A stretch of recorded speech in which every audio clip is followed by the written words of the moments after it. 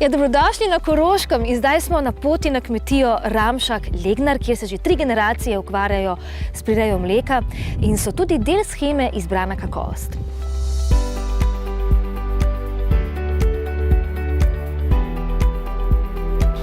To je pa naš hlev. Z razgledno teraso, Milena. Ja, tako kot neka nadzorna terasa, plošča. Nadzorna ploščad. In tule se lahko sprehajajo, prosto sprehajajo naokoli. Tako, prosto se lahko sprehajajo. O, Milena, zgodaj se začne dan na kmetiji. Tako je. Že kar zjutraj v 5 je treba vstati. Torej, kakovost mleka se resnično začne v hlevu. Tako, v hlevu pri samih živalih. Mleko, pridelava mleka terja angažiranost celega človeka, mislim, cele družine. Človek mora biti predan temu delu. No, z možem skrbita za krave in to je pomemben del, namreč krava ne sprejme kar vsakega, ima svoje standarde, svoj karakter, vsaka ima svoj značaj.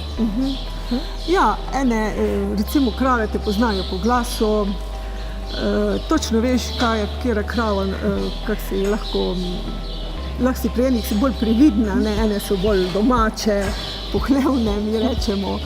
Tradicionalno imajo pri vas krave vedno ime na Č ali na K.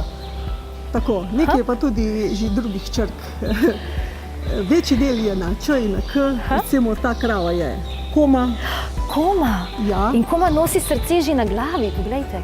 Lepa. Mojce ni vmes med vašimi kravami. Ne, Mojce pa ni. Ampak dejansko se že pri krmi tudi pozna kvaliteta mleka. Tudi to vpliva na kvaliteto mleka. Kvaliteta krme se začne že pri sami košnji, a ne? Pri samem spravilu, da je pravi čas pokošeno, da je pravi čas spravljena krma, da v bistvu krma zelo vpliva na kvaliteto mleka, recimo, da ni te plesnobe. Zelo pomembna pa je tudi kvaliteta življenja vaših krav tu v hlevu.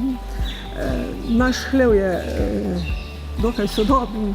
Hlev sicer ni tako velika čreda v primerjavi s tujino, a ne, je svetov, zračnost, krave imajo udobna ležišča, to krmo, da niso prevezane, da se lahko prosto gibljejo, prosto sprehajajo, da imajo vedno na razpolago svežo vodo.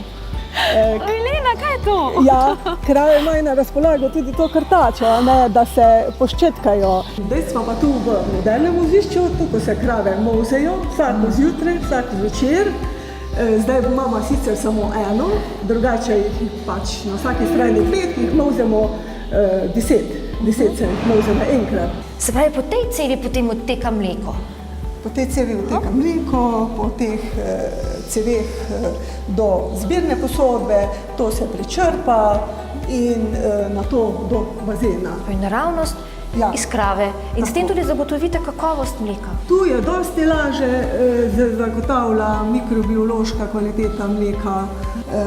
Važno je pri kvaliteti mleka, da je čista tudi molzna oprema.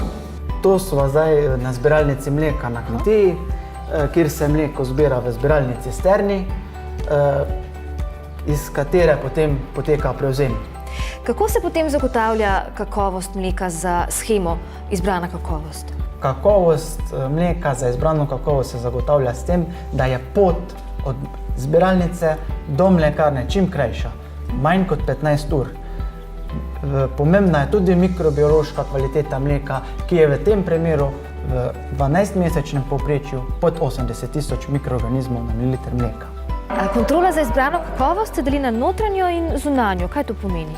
Torej, zadruga kot organizator odkupa smo zadolženi za kontrolo, notranjo kontrolo vseh naših 320 proizvajalcev mleka s mesečnim vzorčenjem, nenapovedanim mikrobiološke kvalitete.